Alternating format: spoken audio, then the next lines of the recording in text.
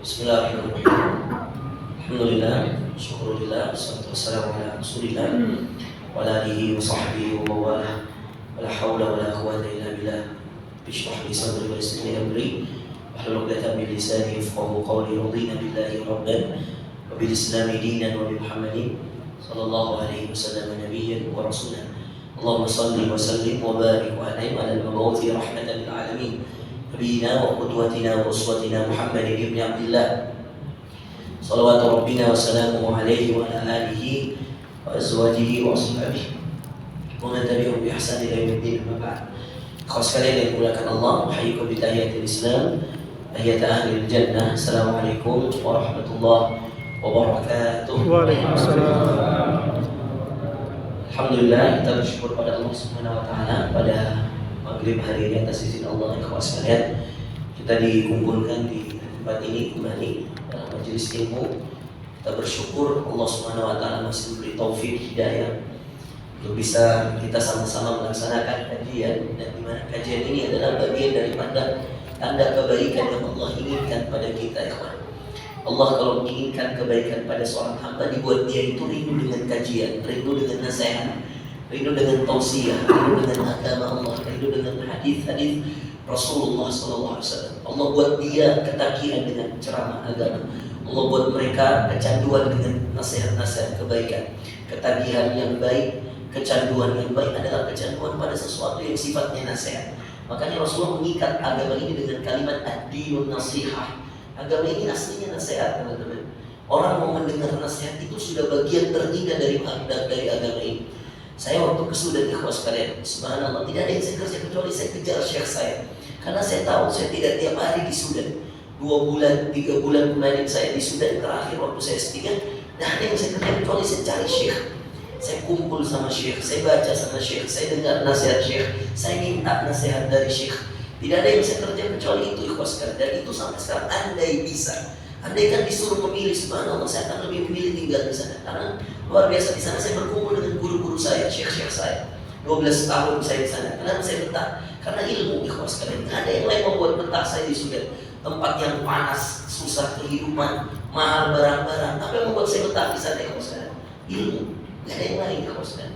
Makanya saya betah menuntut ilmu. Apa yang membuat saya betah di pesantren waktu saya di Gontor? 6 tahun saya di sana. Taman SD saya sudah di sana. Apa yang membuat saya betah? Ilmu, ikhwas sekalian.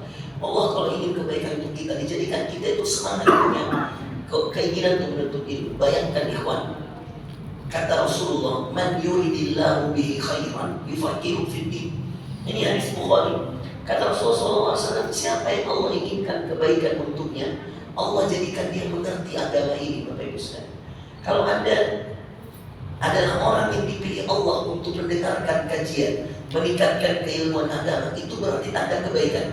Kata Rasulullah, siapa yang Allah inginkan kebaikan untuknya di dunia, Allah jadikan dia mengerti agama ini. Apa maksud kebalikan, ikhwan? Dalam fiqhul mukhalafah, dalam istilah mafhumul mukhalafah dalam kaidah fikih, dikatakan bahwa siapa yang Allah inginkan kebaikan untuknya, dijadikan dia mengerti agama ini. Maka siapa yang Allah tidak inginkan kebaikan untuknya, dibiarkan dia bodoh dalam agama. Dia sholat tapi dia tidak tahu makna sholat. Dia ibadah tapi dia tidak tahu makna ibadah. Sebentar lagi Ramadan, dia tidak tahu bagaimana menyambut bulan Ramadan. Sekarang berada di bulan Sya'ban, dia tidak mengerti bagaimana menghadapi bulan Sya'ban. Kemudian dia tidak mengerti apa saja amalan-amalan yang menghapuskan dosa sebagaimana yang pernah kita bahas di masjid ini. Apa saja amalan-amalan ringan yang subhanallah menghapuskan banyak dari dosa dan maksiat, ikhwas sekalian, yang pernah kita bahas di tempat ini. Dia tidak mengerti bagaimana cara Allah mengampuni dosa, bagaimana cara Allah mengabulkan doa, karena tidak ada ilmunya, ikhwas sekalian. Agama ini butuh ilmu. Maka karena ilmu itulah kita tercegah dari kefakiran dan kita tercegah dari kekufuran. Fakir dan kufur itu sesuatu yang diminta oleh Rasulullah agar dilindungi dari dua hal ini. Al-faqru wal kufru. Al-faqru, kefakiran. Al-kufru, ya, kekafiran. Perhatikan, fakir, kafir. Ini sesuatu yang tidak ada orang mau di dunia, ikhwas sekalian, kecuali yang ditakdirkan oleh Allah. Dan na'udzubillah, na'udzubillah, kalau orang mendapatkan keduanya di sini. Makanya tiap pagi, tiap sore Rasulullah mengangkat tangannya, lalu berdoa mengatakan, Allahumma inni a'udzubika minal kufri wal faqr. Ya Allah, lindungi aku dari al-kufru, kekafiran, wal faqru, kefakiran. Allahumma, coba ikuti saya. Allahumma inni a'udzu bika minal kufri wal faqri. Al-kufru wal faqru. Ini dua, kekafiran dan kefakiran. Kekafiran mengarahkan orang kepada kefakiran. Kefakiran mengarahkan orang kepada kekafiran. Saya jelaskan pada kesempatan hari ini. Kenapa tema kita tentang antara kekafiran dan kefakiran, dan antara kefakiran dan kekafiran. Dua hal yang kalau dibolak-balik ketemu. Dua hal yang kalau dibolak-balik akan ketemu, ya sekalian. Dan ini yang berbahaya. Makanya subhanallah, Allah tidak mengatakan tentang kemiskinan itu bahwa kemiskinan adalah kefakiran. Tidak. Miskin boleh Pak, harta. Banyak Nabi yang miskin Pak. Itu takdir Allah, rezeki dibagi segitu Pak. Banyak Nabi yang gak kaya Pak, banyak. Miskin, banyak. Itu pembagian rezeki. Boleh Anda miskin, tapi Anda tidak boleh fakir. Bedakan Pak. Kita boleh miskin, tapi gak boleh fakir Bapak Ibu sekalian. Makanya dalam doa Rasul tidak mengatakan Allahumma inni a'udzubika minal kufri wal miskin. Rasul mengatakan Allahumma inni a'udzubika minal faqri, minal kufri wal faqr. Dan subhanallah, dalam susunan ayat penerima zakat yang paling pertama al-fuqara. Innamas shadaqatu lil fuqara wal masakin. Miskin. Agar kita mengerti Bapak Saudara bahwa kalau miskin itu takdir Allah setelah kita berusaha. Ada orang jatah rezekinya memang segitu Pak di dunia, tapi gara-gara dia miskin dan dia takwa, Allah jadikan dia penghuni surga. Bukankah dalam perjalanan Isra dan Mi'raj Rasulullah SAW melihat kepada penghuni neraka? Apa kata Rasulullah? Dan saya melihat kebanyakan penduduknya siapa? Wanita. Wa ra'aitu min ahlil jannah, wa ra'aitu ahlal jannah, dan saya melihat kepada penghuni surga. Wa ra'aitu aktsar sukkaniha, dan saya lihat penghuninya kebanyakan apa? Al-yatama wal masakin. Orang yatim dan orang miskin. Dan ini harus dibedakan antara fakir dan miskin. Harus ada kefakiran dan kemiskinan dari Muslim. Orang lemah selemah-lemahnya Pak. Kalau dia tidak berusaha, kalau dia tidak berjuang, kalau dia tidak bekerja, dia akan fakir. Dan fakir mengantarkan pada kemalasan. Kemalasan mengantarkan kepada kefakiran. Fakir itu orang yang tidak punya sama sekali. Itu yang fakir. Makanya dalam susunan ayat zakat paling pertama 8 asnaf zakat. Innamas shadaqatu lil fuqara wal masakin wal 'amilina 'alaiha wal mu'allafati qulubuhum wa fir riqab wal gharimin wa fi sabilillahi wa ibnis sabil. 8 Bapak Ibu sekalian. Innamas shadaqatu lil fuqara wal masakin wal 'amilina 'alaiha wal mu'allafati qulubuhum wal fir riqab wal gharimin wa fi sabilillah wa ibnis sabil. 8. Apa yang paling pertama disebut? Al-fuqara. Apa itu al-fuqara? Orang yang tidak punya apa-apa. Makanya ayat tentang nikah para jomblo itu yang Allah sebut al-fuqara. Allah tidak sebut masakin. Karena bagaimanapun kalian punya, kalian dianggap tidak punya apa-apa. Makanya subhanallah tentang fakir. Lihat ini ayatnya tentang An-Nisa dan An-Nur dalam surah An-Nur ayat 32 Bapak Ibu sekalian. Di mana Allah bercerita tentang orang-orang yang ingin dinikahkan karena dia tidak punya apa-apa. Wa ankihul ayama minkum, dan nikahkanlah orang-orang bujang di antara kalian. Al-ayama minkum was-salihina min ibadikum. Catatannya, kalau dia soleh, anak laki-laki soleh, nikah, berani. Kalau dia nggak soleh, dia nggak akan berani Bapak Ibu sekalian. Anak muda, kalau dia nggak berani nikah, berarti dia merasa belum soleh. Karena kalau dia merasa dia menuju pada kesolehan, dia ingin lebih soleh, maka dia akan berani nikah. Apapun keadaannya, mau masih kuliah, mau nggak punya uang, kalau dia ingin soleh, dia akan berani untuk nikah. Saya 22 tahun nikah Pak. Istri saya 16 tahun waktu itu, saya nikah. Saya datang ke abinya Ustaz, terkenal di kota Makassar.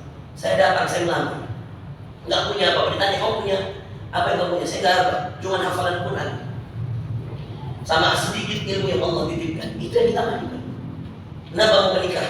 Mau menjaga diri dari fitnah. Kenapa mau menikah? Agar supaya hafalan kita terjaga. Kenapa mau menikah? Agar supaya kami terhindar dari fitnah. Saya beritahu Ustaz, afwan Ustaz, saya ingin menikah karena saya menjaga diri saya. Dan dengan itu kita tahu, dan subhanallah Allah kabulkan dengan ayat yang sesuai dengan ayat ini. Wa ankirul ayyama minkum was-salihina min ibadikum wa imaikum, dan nikahkanlah jomblo-jomblo bujang-bujang yang soleh dari laki-laki dan perempuan. Iyakunu fuqara. Ya, apa kata Allah? Kalau mereka orang fakir, apa tadi orang fakir? Nggak punya apa-apa. Nggak punya apa-apa. Masih kuliah. Jangankan beli rumah, motor aja nggak punya saya waktu itu. Motor pinjam punya om, ya. Punya bapak saya pinjam dulu Pak, mau pergi melamar, naik motor pinjam. Subhanallah. Salihina min ibadikum wa imaikum iyakun fuqara. Kalau dia orang fakir nggak punya apa, yughnihimullah min fadli. Allah kayakan. Sekarang punya mobil 2 saya Pak. Rumah meskipun masih kontrak tapi adalah. Semua Pak, 7 tahun perjalanan, 13 tahun perjalanan. Saya nikah 2013, 10 tahun. 2013 saya nikah. Allah berikan Pak. Kapan rezeki saya dibuka? Setelah nikah. Diterima saya S2 beasiswa setelah nikah. Saya jadi imam di sana, di sebuah masjid. Saya digaji, punya rumah, diberikan kafalah untuk rumah setelah nikah. Bisa haji setelah nikah. Selesai S2, S3, selesai nikah. Setelah siapa bilang nikah menghalangi kuliah? Saya S3 bos, beasiswa luar negeri. Kapan rezeki saya dibuka? Nikah. Kalau ada anak muda nggak berani nikah, lihat Kak Jamil, awas nikah, nggak punya keputusan, nanti setelah nikah dibuka rezekinya. Iya kunung fuqara. Allah langsung katakan kalau dia orang fakir, karena Allah tahu jomblo itu fakir, nggak punya apa-apa, betul nggak? Kita nggak punya apa-apa. Tapi karena kita punya iman, kalau kita tanya, kamu punya apa? Saya punya Allah yang akan mengayakan. Kalau Allah mengatakan kun fayakun, selesai.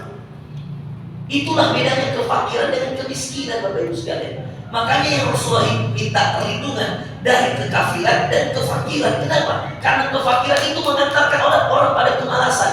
Berpasrah, berpangku tangan tapi tidak mau kerja. Berpasrah, berpangku tangan tidak mau menghafal Quran. Berpasrah, berpangku tangan tidak mau kajian, tidak mau meningkatkan keimanan, tidak mau bangun tahajud. Itulah yang kemudian menjadi kawan dekat kefakiran. Malas, tidak mau bangun, tidak mau sholat, maunya bangun. Ya, maaf kalau istilah anak muda foya-foya mati masuk surga. Woi bos, bangun. Muda foya-foya mati masuk surga. Gimana? Muda kerja keras, ibadah yang sungguh-sungguh, mudah hafal Quran, mudah ibadah yang kuat, tahajud yang kuat, mati masuk surga. Itu cocok. Mudah kita bekerja, mudah kita berdakwah, mudah masa muda kita gunakan untuk kebaikan, masa muda kita pakai untuk kebaikan, ketaatan di jalan Allah, mati masuk surga. Tidak akan ada Pak proses kecuali kemudian hasilnya akan baik kalau prosesnya baik, Bapak Ibu sekalian. Saya sekarang katakan sekali lagi, kaya miskin urusan Allah. Tapi fakir dan kafir itu karena kita malas. Nggak ada orang yang nggak punya kalau dia bekerja, Bapak Ibu sekalian. Karena tanpa bekerja rezekimu sudah ditanggung, apalagi kalau bekerja. Tanpa tahajud rezekimu ada, apalagi tahajud.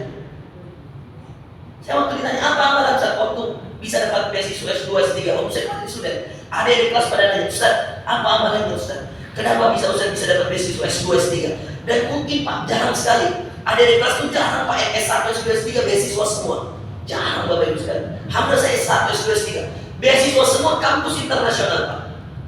Ini bukan mau sombong, tapi ini fakta Bapak Ibu sekalian. Saya cerita karena saya ditanya, apa amalannya Ustaz? Sampai anak-anak mahasiswa sudah bikin talk show Bapak Ibu sekalian. Cuma mau tahu tentang saya. Oke, gak apa-apa. Tapi setelah saya sidang S3, saya sidang S3 Pak, nilai saya 95 Pak. Subhanallah, cuma 2 bulan. Saya baru buka lagi tulisan, saya ngebut di sana. Allah mudahkan semua Bapak Ibu sekalian. Kenapa? Karena kita yakin ada Allah. Toh juga saya di Makassar tidak bisa menulis. Bukan karena saya main-main, saya berdakwah Pak, tidak ada waktu, pergi subuh pulang malam, kapan nulis? Nggak ada Pak, saya tawakal pada Allah, saya berangkat ke Sudan, selesaikan S3, saya tulis Pak, saya tinggalkan semua anak-anak bisnis saya tinggalkan sekolah saya tinggalkan 2 sekolah saya Pak, di Hartasting 1, di Jakarta Ciputat 1 Pak, saya tinggalkan semua, saya tawakal Allah, ada yang urus, nggak mungkin saya tidak diurus Allah, saya tiap hari urus orang, saya tiap hari ceramah, urus perbaiki orang, masa saya tidak diurus Allah, diurus Pak saya Pak, dimudahkan sidang saya Pak, dubes datang, rektor Pak. Di mana ada rektor datang sidang S3? Itu karena kita ada usaha Pak. Makanya saya katakan usaha sedikit saja itu sudah menghindarkan kita dari kefakiran. Toh baru kami bicara datang sahabatku. Saya tidak minta. Tapi memang saya sudah lama rindukan 2 minggu. Saya dari Bali, dari Lombok, subhanallah. Saya dalam hati bilang keluar di Saraba, insyaallah. Keluar Pak, ini memang beginilah namanya rezeki. Saya katakan tidak diminta datang toh. Mengerti jamaah tua, masya Allah. Sedikit dulu Pak.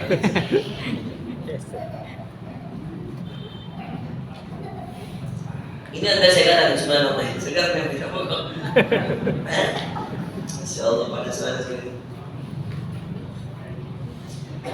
Ini rezeki Pak, tidak diminta datang. Siapa yang kasih? Bukan orang ini tadi Pak, Allah yang gerakkan hatinya. Itu harus dipercaya. Setiap rezeki yang kita datang, ada rezeki Pak karena Allah bagi. Ada rezeki karena usaha manusia. Rezeki karena usaha dan doa manusia inilah yang kemudian menghindarkan orang dari kefakiran diangkat ke kemiskinan. Kemiskinan yang Masya Allah sebenarnya tidak ada lagi kata miskin. Kalau kemudian orang paham bahwa kemiskinan setelah dia berusaha itu berarti kecukupan. Saya pahami, saya ulangi ya. Setiap manusia Bapak Ibu sekalian ada rezekinya. Ayatnya wala min dabbah, tidak ada yang melata fil ardi illa 'ala Allahi rizquha, tidak ada yang melata di bumi, bahkan ulat bulu Pak, bahkan cacing, semuanya ada rezekinya. Cacing ada rezekinya, illa kecuali 'ala Allahi rizquha, bagi Allah rezekinya Bapak Ibu sekalian. Tidak ada Bapak Ibu sekalian, cacing ada rezekinya, apalagi manusia. Subhanallah Bapak Ibu sekalian. Ketika ini ada orang yang sudah paham bahwa rezeki ditanggung Allah, lalu dia tidak mau sholat, satu dulu, tidak mau kerjakan kewajiban, maka dia akan terus berada pada kefakiran. Meski dia kaya, dia fakir menurut Allah. Fakir apa? Fakir amal soleh. Jadi ingat, kefakiran itu 2 Bapak Ibu sekalian. Fakir amal solehnya. Yang kedua fakir hartanya. Perlu dipahami Bapak Ibu sekalian, bahwa fakir tidak serta-merta hanya harta, tapi fakir yang lebih berbahaya adalah fakir amal soleh. Orang jadi fakir, fuqara, tidak punya amal. Sholat aja sering telat. Kewajiban pada sholatnya males-malesan. Gimana mau dapat rezeki dari Allah Bapak Ibu sekalian kalau sholat males-malesan? Kalau berdoa males, tahajud males. Maka fakir yang pertama fakir amal soleh. Baru ada fakir yang kedua Pak, fakir harta. Yang lebih berbahaya Pak, orang sudah fakir harta, fakir amal soleh. Rugi Bapak Ibu. Sudah fakir harta, fakir amal soleh. Dia akan berada pada sebuah jurang yang mana dia paling di bawah. Dunianya tersiksa, akhiratnya tersiksa. Itulah orang yang fakir amal soleh, fakir harta. Ada orang Bapak Ibu sekalian sederhana. Dia mungkin rezekinya biasa-biasa saja, tapi Masya Allah amal solehnya luar biasa. Banyak orang yang amal solehnya luar biasa Bapak Ibu. Meskipun rezekinya biasa-biasa saja, dia tidak kaya Pak, tapi dia bahagia dengan hidupnya. Kenapa? Bangun subuh, dia sudah tahajud. Setelah tahajud dia witir, setelah witir dia istighfar, dia ngaji, dia berdoa sama Allah, dia bahagia dengan hidupnya. Maka meskipun orang memandangnya miskin, dia orang yang berkecukupan. Saya ulangi, tidak ada orang miskin Pak. Yang ada orang merasa miskin atau orang yang miskin hartanya tapi berkecukupan hidupnya. Cukup berarti Pak, setiap dia butuh sesuatu ada. Setiap butuh ada. Banyak orang begini Pak, miskin. Menurut orang lain, matanya orang lain bilang, orang miskin itu tidak ada mobilnya. Menurut orang, tapi bahagianya orang yang tidak punya mobil ini, berbahagialah dia ketika setiap ada dia di masjid. Maka versi manusia dia orang miskin, versi Allah dia orang paling kaya. Setiap ada dia sudah di masjid. Ketika berdoa dia bahagia dengan doanya. Banyak orang Bapak Ibu sekalian, saya temukan kasihan ratusan mungkin orang saya temui kaya raya Pak, banyaknya masalahnya. Ada aja saya ngopi di Pondok Indah, ada aja saya di Bintaro, di Jaksel. Ya Allah, orang kaya semua Pak. Ngajak duduk berjam-jam, cuma apa? Cerita masalahnya. Saya bilang, orang ujung bawah tidak pernah ada duduk untuk cerita masalahnya. Tidak ada orang ditantang di sana, ajak Kak duduk cerita masalahnya. Saya bilang, banyaknya orang kaya di ibu kota, banyaknya masalahnya. Istri selingkuh lah, suami selingkuh, anak narkoba. Bayangkan, bagaimana Iqbal Pak? Coba baca cerita. Ada anak pejabat pajak, baca kan? Dia pukuli seseorang, baca kan beritanya? Lagi viral ini sekarang Pak. Pejabat pajak itu pakai motor Harley, pakai mobil Rubicon. Coba, usia masih 20 tahun, yang dia pukuli sampai berdarah-darah itu anak 17 tahun. Bahagia gak? Allah, gak bisa tidur itu bapaknya, percaya sama saya. Sudah viral seperti itu. Gak ada kebahagiaan. Makanya subhanallah, Allah mengatakan tentang kebahagiaan itu kalimat aqna. Dialah Allah yang mengayakan dan mencukupkan. Huwallazi aghna wa aqna. Pakai koin yang pertama mengayakan, pakai qaf yang kedua aqna, qanaah, cukup. Aghna wa aqna. Dialah Allah yang menghidupkan dan mematikan. Ahya, dia menghidupkan dan mematikan. Dan dialah Allah yang mengayakan, bukan yang memiskinkan, yang mencukupkan. Kapan orang miskin Pak? Ketika miskin amal soleh, meskipun dia kaya harta, itu dia orang miskin.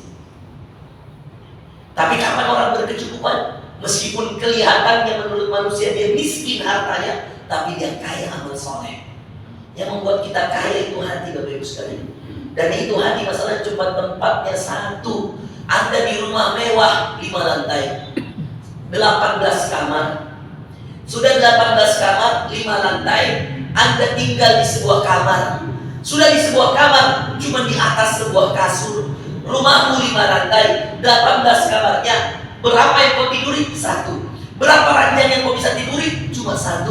Dan saya tanya, di antara semua ranjang itu berapa tempat yang kau ambil? 1 badan. Meskipun kasur kita ada 3 meter, 5 meter, mohon maaf, yang ditempati 1 badan. Anda mau putar kanan kiri, lompat 1 badan. Dan Masya Allah, di antara 1 badan, 1 jilidnya badan. Kapan merasakan tidur yang nyenyak? Kapan merasakan nikmatnya istirahat? Kapan merasakan nikmatnya beribadah? Ketika hati tenang Bapak Ibu sekalian. Berapa banyak datang ke saya, dia bilang, Ustaz, saya setiap mau tidur Ustaz, minum obat tidur baru bisa tidur. Saya bilang, Pak, saya naik mobil baru 5 menit tidur Pak. Saya ke Bone kemarin, Bismillah, Allahumma Allahu Akbar, subhanalladzi sakhkhara lana hada. Baru naik, baru keluar baru kan saya sudah tidur Bapak Ibu sekalian. Bangun di Al-Faqar Paratae. Dari Paratae, tanya saksinya Ahmad, betul dia Ahmad? Tidur ya Ahmad? Tanya driver saya, tanya takbir, tanya yang sering safar sama saya. Nikmat Pak bisa tidur, nggak perlu pakai obat tidur. Jangan saya bilang, saya kalau mau tidur pakai obat tidur, nggak cukup 1 saat saya makan 2, dan cukup 2 saya makan 3. Subhanallah, saya bilang banyaknya rumahnya, banyaknya mobilnya, mau tidur pakai obat. Saya bilang ginjal bahaya Pak. Dia bilang bagaimana lagi Ustaz kalau tidak saya tidak bisa tidur. Saya katakan apa yang dipikir Pak? Dia katakan banyak yang dipikir. Kebahagiaan di sini. Masya Allah. Bapak Ibu sekalian, saya ingin kita buka satu surah ya.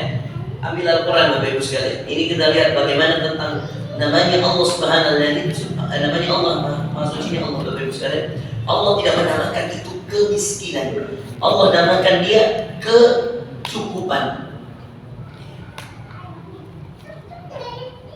Ini saya mohon maaf, ini saya sambil balas WA sebentar sekali. Ini Masya Allah, qadar Allah, hari ini saya banyak bersedih, saya langsung bingung ini. Ini ustadz saya di Pertap yang kemarin ditabrak di bantah-bantahin itu, kecelakaan jatuh, terus dia kepalanya itu tergesek dengan ada cakramnya motor ya besinya tuh. Jadi tidak salah juga ini orang, karena ketika dia jatuh, sekali jatuh ini orang mau menghindar awalnya Pak. Jadi kenanya cakram jadi terbelah bagian otaknya itu Bapak. Alhamdulillah. Itu keluar itu bagian otaknya, kemarin dioperasi. Subhanallah, Bapak Ibu sekalian. Itu saya sampai datang ke sana, saya bilang, ya Allah, dari saya hari ini meninggal Bapak Ibu sekalian.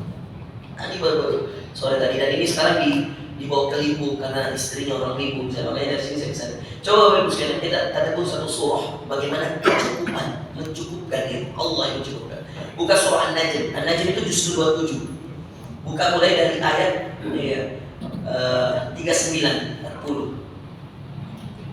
39-40. Saya bacakan, nanti ada yang baca terjemahannya satu orang. Ini Masya Allah, kita akan lihat di sini betapa Allah tidak menyebut itu kemiskinan kalau kita kaya amal soleh.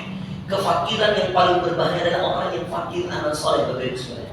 Bukan fakir hartanya, karena Rasulullah juga anak yatim, Bapak Ibu sekalian. Rasulullah orang miskin. Makanya subhanallah dalam surah Ad-Duha Allah menceritakan tentang Rasulullah. Wad-duha wal-laili idza saja ma wadda'aka rabbuka wa ma qala. Wad-duha, demi waktu duha, wal-laili idza saja, dan ketika malam datang. Ya, ma wadda'aka rabbuka wa ma qala. Rasulullah, ya Rasulullah, Allah tidak tidak meninggalkanmu. Wa ma qala, Allah tidak menghinakanmu. Ma wadda'aka rabbuka wa ma qala. Walal akhiratu khairul laka minal ula. Dan akhirat itu lebih penting daripada yang dunia ini Bapak Ibu sekalian. Kita semua mati Bapak Ibu sekalian. Subhanallah. Tidak ada yang orang yang akan hidup lama selama-lamanya. Selesaikan semua Bapak Ibu sekalian. Tidak boleh kita meninggalkan sesuatu yang berbahaya yang akan membuat kita berat di akhirat kelak. Na'udzubillah min dzalik. Semuanya Bapak Ibu akan kita tinggalkan. Bahkan diri kita akan kita tinggalkan. Jangankan istri, jangankan anak, diri kita. Dan tidak mengenal usia Bapak Ibu sekalian. Ustaz Ari yang baru meninggal, Ustaz di Protap Bapak Ibu sekalian. Mulai dari dia selesai dari Syekh kami bawa ke sini, dia jadi ustaznya daurah. Kemudian kita ada sekolah di Bantah-Bantahin, daurah 40 hari menghafal Quran. Jadilah dia program 1 tahun, mengajarlah dia sampai dia menikah dengan orang Limbu, orang Goa Bapak Ibu sekalian, sampai dia punya anak kembar, Masya Allah. Meninggal usia Ustaz Ari baru berapa tahun Pak? Baru 26 tahun, 28 tahun. Banyak Bapak Ibu sekalian. Pegawai saya di butik, istrinya anak binaan saya. Berapa tahun itu usia dia? Usia saya itu berapa tahun? 25 tahun kali ada. Itu baru melahirkan anak perempuan anaknya. Subhanallah. Ditinggal ibunya begitu. Tidak ada sakitnya dan subhanallah. Saya lagi di Sudan, nangis saya Pak, karena saya kasih nikah. Saya nguruskan pernikahan ini. Masya Allah Pak, hidup di dunia ya Allah singkat sekali. Singkat sekali. Dan itulah saya katakan, kekayaan yang paling kita inginkan, kekayaan amal soleh. Dan kemiskinan yang paling berbahaya adalah kemiskinan, bukan kemiskinan harta. Karena miskin harta itu takdir dari Allah. Yang kemudian yang kita ingin hindari adalah miskin amal soleh. Makanya kefakiran. Lihat ini ayat dalam surah Al-Duha sebelum kita masuk An-Najm. Walal akhiratu khairul laka minal ula. Dan akhirat lebih penting wahai Muhammad daripada dunia. Minal ula. Iya, dan itu sudah subhanallah dikatakan. Dan lihat ketika Allah menyebutkan tentang amal yatim, فَأَمَّا الْيَتِيمَ فَلَا تَقْهَرْ وَأَمَّا السَّائِلَ فَلَا تَنْهَرْ. Sebelum Allah menceritakan tentang anak yatim, sebelum Allah menceritakan tentang orang yang meminta-minta, Allah menceritakan tentang keadaan Rasulullah.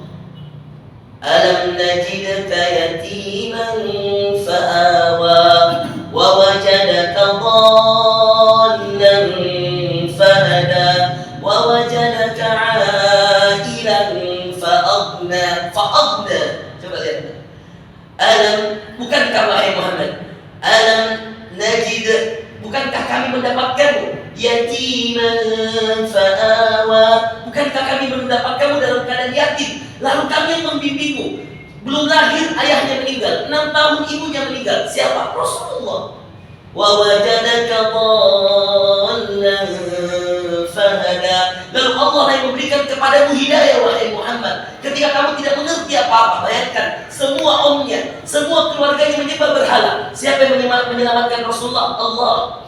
Wa wajadaka 'ailan fa'aghna. Dan siapa yang mengayakanmu ketika kamu miskin? Allah. Makanya ayatnya fa'ammal yatim fala taqhar. Adapun untuk anak yatim, jangan pernah kau sakiti wahai Muhammad. Wa ammas sa'ila fala tanhar. Adapun orang yang meminta-minta, jangan pernah kau tolak. Wa amma bi ni'mati rabbika fahaddits. Adapun pada nikmat Tuhanmu sampaikanlah, beri kabarlah kepada manusia. Fa'amna ada dalam ayat ini Bapak Ibu sekalian. Lihat An-Najm ayat 39, 40, 41, 42. Lihat ini Bapak Ibu sekalian. Lihat ya, saya baca. Siapa yang mau baca terjemahannya? Ada terjemahannya? Siapa yang punya terjemahan? Sini baca terjemahan supaya Anda tahu didengar kalau orang lain baca terjemahannya. Nanti dikira tak bohong-bohong ya. Mana? Siapa? Ayo dapat pahala. Sekali. Ayo, sini. Mana penyamiknya? Sini. Ayo, masuk YouTube. Masya Allah. Bismillah. Ya, tapi ada ambil itu. Tapi minum dulu nih. Bismillah. Ada? Ayo. Kita lihat ini ayat Bapak Ibu sekalian. Ternyata tidak ada istilah miskin kalau orang beramal soleh, Pak. Yang ada orang miskin bukan hartanya, karena Rasulullah miskin harta, tidak banyak hartanya Rasulullah. Sampai mau meninggal masih punya hutang baju perang sama orang Yahudi. Coba bayangkan. Dikorbankan semua, dicari harta ketika ada sahabat mencari makanan, disuruh ke rumahnya. Datang ke rumahnya tidak ada makanan, istrinya bilang tidak ada makanan kecuali kurma yang kami mau makan sama air. Tidak ada apa-apa. Bukan orang kaya harta Rasulullah, tapi kaya amal solehnya, kaya hatinya. Sudah? Ayat 39 ya? Oke, coba lihat, perhatikan.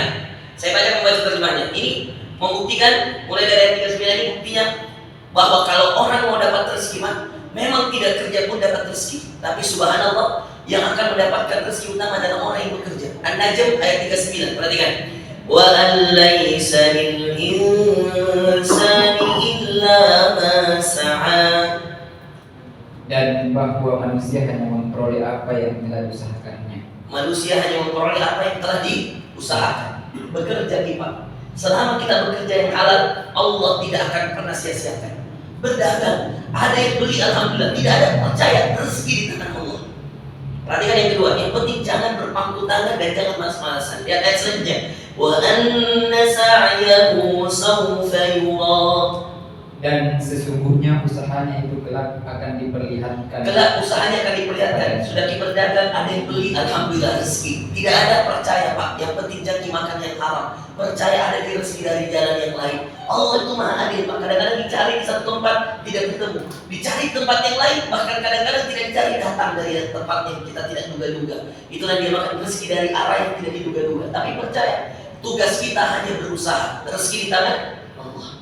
Lihat ayat 41-nya Bapak Ibu sekalian. Tsumma yujzahul jazaa'al awfa. Kemudian akan diberi balasan kepadanya dengan balasan yang paling sempurna. Kalau kita berusaha, Allah tambahkan dengan catatan apa? Berusahanya dibarengkan dengan amal soleh. Jangan kita cari rezeki, berdagang, tapi asal kita tidak sholat, itu berarti Anda tidak tahu cara mencari rezeki. Cari rezeki adalah carilah rezeki, bekerjalah. Tapi ketika ada panggilan Allah, ketika ada cara-cara yang sifatnya ibadah, kerjakan. Summa yujzahul jazaa'al awfa, maka balasannya nanti akan indah di sisi Allah. Lihat ayat 42-nya. Wa anna ila rabbikal muntaha. Dan sesungguhnya kepada Tuhan pula kesudahannya segala sesuatu. Kepada Allah kesudahan. Artinya apa sih? Secapek-capeknya kamu cari harta, sebanyak apapun, kalau Allah tidak mengizinkan kamu menikmatinya, kamu tidak akan nikmati. Pak, sebelum kita lanjut, lihat sini, bisa singkat Pak. Saya di bisnis pesawat Garuda. Subhanallah, panitia yang undang waktu itu, masya Allah, kebetulan pengusaha kaya raya. Jangan belum selesai, Ini kisah singkat sedikit tentang ini. Wa anna ila rabbikal muntaha. Kepada Tuhan pula kesudahan itu toh.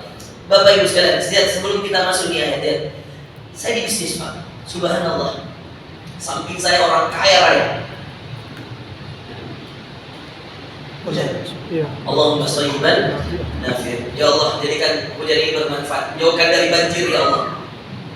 Terkhusus untuk saudara saya takdir dengan kompleksnya. Tentang kompleks berapa nih? Kompleks 8 nih. Kompleks 8 tiap tahun Pak kasihan.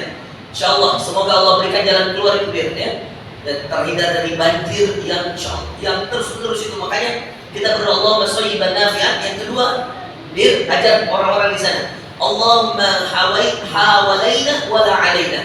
Allahumma hawalaina wala alaina. Ini juga doa bagus Pak untuk menghindarkan kita dari banjir. Allahumma hawalaina wala alaina. Ya Allah, jadikan hujan ini di sekitar kami saja, jangan di tempat kami. Ya, dia jangan di tempat kami itu maksudnya Pak, alal akam wal jibal, ya, wa butunil awliya. Kata Rasulullah SAW, jadikan hujan ini di gunung-gunung, di hutan-hutan, jadikan hujan ini di lembah-lembah. Nah, begitu maksudnya. Itu doa Rasulullah SAW untuk menghindarkan diri dari banjir, Bapak Ibu sekalian. Baik, ini Bapak Ibu sekalian, orang cerita saja, datang pramugari Pak, tawarkan makan, tidak mau makan. Datang pramugari Bapak Ibu sekalian, tawarkan minum, tidak mau minum. Penasaran dong saya kan naik bisnis, tidak sering naik bisnis Pak. Mahal tiketnya, satu kali berangkat Jakarta 5 juta. Wah, mau diapain? Subhanallah, dibelikan kita tiket. Datang saya makan, tawari makan nasi, makan jus, minum. Ditawari minum ini, minum itu, saya ambil semua Pak. Saya penasaran, ngobrol lah, Ustaz dari mana? Saya dari Makassar Pak. Ini mau ceramah di Jakarta. Oh gitu Ustaz, oh iya. Oh, ada apa juga, ada tabligh akbar Pak, gini cerita lah banyak. Bapak di mana? Pengusaha apa? Pengusaha kontraktor Ustaz, gini. Dia katakan, Pak kenapa nggak makan? Coba lihat ini kan, lihat. Tidak semua yang kau miliki kau nikmati. Kekayaan itu di hati Bapak Ibu. Saya ulangi, tidak semua yang kau miliki kau nikmati, tapi tidak semua yang kau tidak miliki tidak kau nikmati. Banyak orang menikmati tanpa memiliki. Dunia ini tidak harus memiliki Bapak Ibu sekalian. Yang penting dinikmati, gitu. Anda memiliki dunia dan seisinya, tidak akan bisa dinikmati semua Pak. Ada dia bilang, Ustaz, waktu saya masih muda kayak Ustaz, saya gila-gilaan cari rezeki, sampai saya tinggalkan sholat. Berkaca-kaca dia cerita Pak, matanya berkaca. Sampai saya tinggalkan, saya hantam riba, semuanya Ustaz. Yang penting saya dapat duit. Jadilah saya pengusaha kaya raya. Banyak perumahan saya Ustaz, properti saya di 16 kota, kabupaten kota, 16. Di Makassar ada. Saya tidak usah sebutkan namanya karena nanti ada yang tahu. Ya, ada di Bogor, ada di Ternate, ada di banyak properti perumahan Pak. Satu properti bisa 20 sampai 60 rumah, bayangkan. Dan dia katakan, saya katanya, kenapa tidak makan Pak? Dia kata, Ustaz, saya diabetes, gula, saya asam urat, dan yang paling parah sekarang Ustaz, saya sudah pasang cincin di jantung saya, ada ring. Saya kalau makan sembarangan lagi, saya bisa meninggal Ustaz. Maka karena saya bandel, saya cari uang 50 tahun untuk saya nikmati di masa tua. Pas saya tua, Allah kasih saya penyakit. Semua yang 50 tahun yang saya cari kerja keras, tidak ada yang saya nikmati. Makan nasi merah, salad buah, nggak ada yang bisa saya makan Ustaz. Mau makan gorengan nggak bisa, kacang-kacangan saya asam urat, makan nasi putih saya diabetes. Coba bayangkan, dicari 50 tahun rezeki, tidak dinikmati di usia tua. Kaya itu relatif Pak. Jangan kira kalau ada orang naik bisnis kelas, naik Alphard, bahagia hidupnya. Belum tentu Pak. Bisa jadi Alphard masih cicil. Serius. Saya sudah ketemu banyak orang kaya. Saya katakan lebih bagus kita jadi orang biasa saja, yang penting berkecukupan Pak. Oke baik, lanjut ayatnya. Inilah wa anna ila rabbikal muntaha. Kepada Tuhan kita akan kembali. Mau jadi mati, orang kaya mati, orang miskin mati, raja-raja mati. Ustaz dari Sulaiman, ya. Dari orang kaya mati, Masya Allah. Dia bilang saya, Ustaz, mati gak Ustaz? Mati. Tapi jangan dulu Ustaz, artis duluan. Karena kita waktu itu lagi sama teman-teman artis ini. Baik, lihat, Masya Allah, lebih dahsyat ini. Ayat 44-nya, mulailah dipasang-pasangkan tugas Allah. Wa annahu huwa adhaka wa abka. Dan sesungguhnya dialah yang menjadikan orang tertawa dan menangis. Ada orang tertawa Pak. Kenapa dia tertawa? Masya Allah, dia lihat anaknya lahir. Masya Allah lucunya, tertawalah orang. Ada yang kemudian menangis ketika kemudian ada yang meninggal. Ya Allah, kita ditinggal orang. Wa adhaka wa abka. Dia Allah yang membuat kita tertawa dan menangis. Betul atau tidak? Ketika Allah kasihkan kita anak, kita tertawa. Ketika kita dinikahkan, kita tertawa. Kemudian ketika kita lulus, kita tertawa. Kita bahagia Bapak Ibu sekalian. Yang membuat kita tertawa Allah, yang membuat kita menangis Allah. Ada yang meninggal kita menangis, ada yang sakit kita menangis, ada yang diuji kita menangis. Yang memberi kebahagiaan Allah, yang memberi ujian Allah. Betul? Satu pasang ini, satu pasang. Pasangan kedua, wa annahu huwa amata wa ahya. Dan sesungguhnya dialah yang mematikan dan menghidupkan. Siapa yang mematikan? Allah. Siapa yang menghidupkan? Allah. Pasangan atau bukan ini? Pasangan. Yang membuat ketawa Allah, yang membuat menangis Allah, yang mematikan Allah, yang menghidupkan Allah. Pindah ayat 45. Wa annahu khalaqaz zawjayn adh-dhakara wal unsa.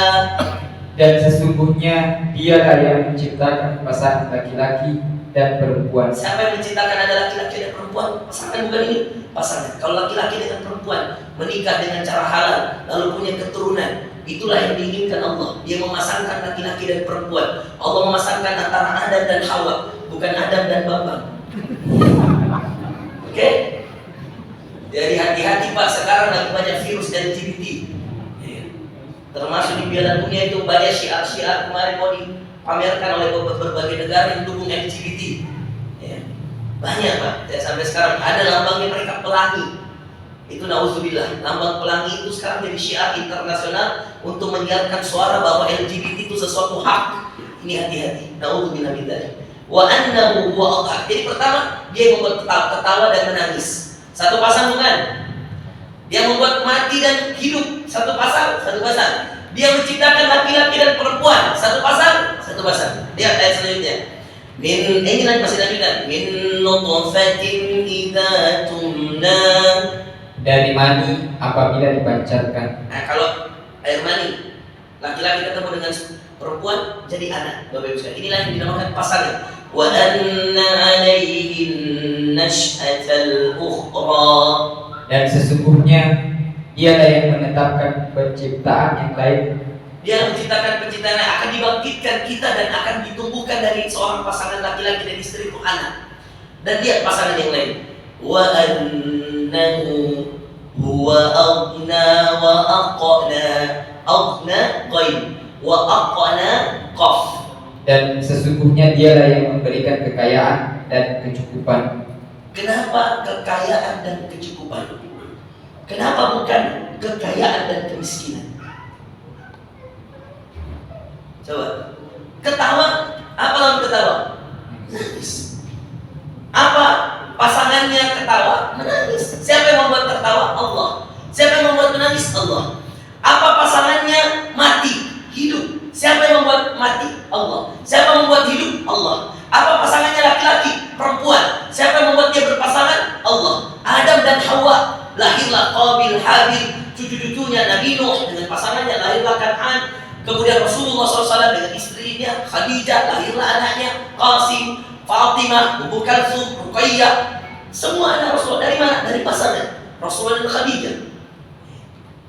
Tapi ketika Allah mengatakan dialah Allah yang memberikan kekayaan, Allah tidak mengatakan dan dialah Allah yang memberikan kemiskinan. Tapi apa kata Allah? Dialah Allah yang memberikan kekayaan dan apa? Kecukupan. Kecukupan. Aqna. Maka ada namanya sifat yang paling dicintai juga Allah. Namanya qanaah. Apa? Qanaah. Miskin itu Pak relatif, tapi qanaah itu mutlak. Qanaah itu sifat selalu bersyukur di dalam hati atas semua pemberian Allah. Yang di atas mobil belum tentu lebih bahagia dari yang pakai sepeda. Bahkan sekarang di Jakarta Pak, orang punya mobil tidak ada pakai mobil, naik sepeda semua orang, goes. Orang itu naik ke Tanjung Bunga Pak, goes. Nah bilang itu orang yang naik sepeda, enaknya naik mobil. Nah bilang orang yang naik mobil di lampu merah, enaknya. Nah bilang orang naik sepeda, enaknya naik motor, tidak capek ki menggayung. Nah bilang orang yang naik motor, enaknya naik mobil, tidak kehujanan ki, tidak perlu dibawa jas hujan. Dan yang di atas mobil bilang, enaknya naik sepeda berkeringat. Itu manusia. Yang naik sepeda mau naik motor, yang naik motor mau naik mobil, dan mau naik mobil mau naik sepeda. Maka kalau kita lihat itu orang-orang naik sepeda Pak, Banyak orang punya mobil, tidak mau naik mobil. Karena dia bilang, sakit Kak kalau di mobil terus, asli. Mau naik sepeda, boys. Ya naik sepeda mau punya mobil, tapi tidak ada uangnya.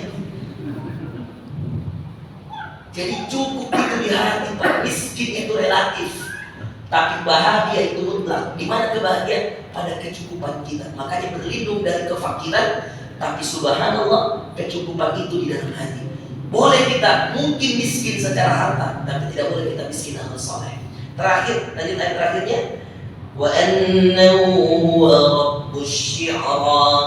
Dan sesungguhnya dialah Tuhan yang memiliki bintang. Oke, baik, silakan dulu. Jazakumullah khairan. Bapak Ibu sekalian dimuliakan Allah. Di akhir Bapak Ibu sekalian selain doa tadi, ya.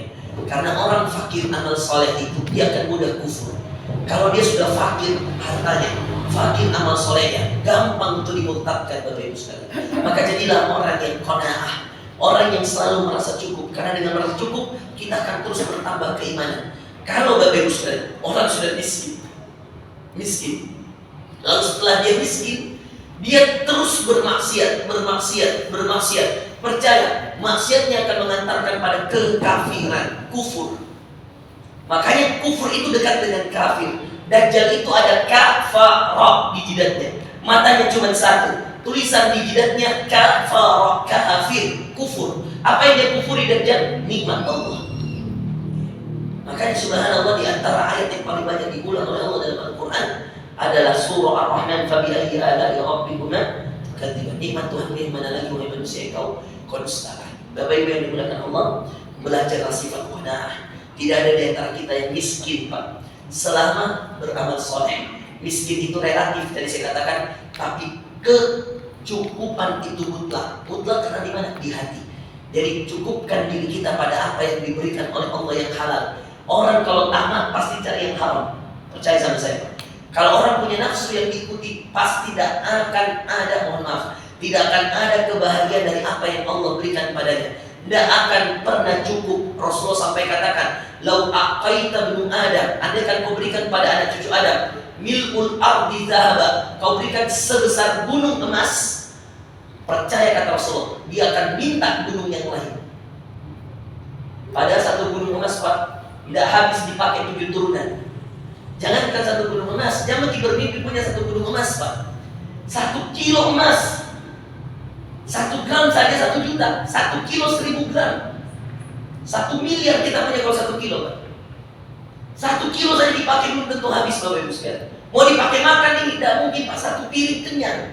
Pakai pakaian, berapa yang dibeli, berapa yang dipakai, saya tanya. Pakai sepatu, mau dipakai 5 langsung sepatu, 2 di kaki. Gimana? Ya kan?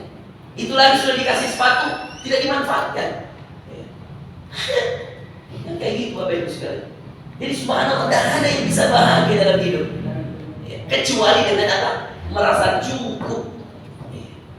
Merasa cukup. Makanya kalau ada lebih yang kita punya, sedekahkan ke yang lain. Tapi pilih-pilih ke orang yang kita sedekahkan. Pastikan sedekah itu dimanfaatkan dalam kebaikan dan ketaatan. Baik, Bapak Ibu sekalian, gitu ya. Mudah-mudahan ceramah kita hari ini bermanfaat. Jadi apa doanya Pak setiap pagi dan sore?